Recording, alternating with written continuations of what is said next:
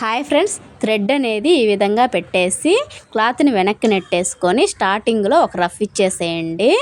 థ్రెడ్కి క్లాత్కి మధ్యలో సూది రాణించుకుంటూ ఈ విధంగా కుట్టేసుకోవాలి. చూడండి, ఇది బోట్ నెక్ కదా, క్లాత్ని వెనక్కి నెట్టేసుకొని గట్టిగా థ్రెడ్ మాత్రమే కనిపించేటట్టు ఈ విధంగా కుట్టేసుకోవాలి.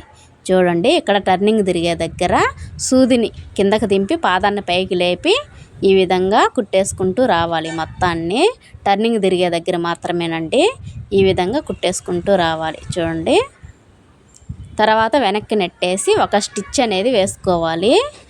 హెమ్మింగ్ అయినా చేసుకోవచ్చండి. ఈ విధంగా వేసుకుంటే మనకి బోట్ నెక్ అనేది చాలా నీట్గా మనకి కనిపిస్తుంది. చూడండి, ఈ విధంగా మొత్తం కుట్టేసేయాలి. ఫైనల్గా అయితే నెక్ అనేది ఈ విధంగా వచ్చింది. చూడండి, వీడియో నచ్చితే ఖచ్చితంగా లైక్ చేయండి, మన ఛానల్ సబ్స్క్రైబ్ చేయండి. Bye friends.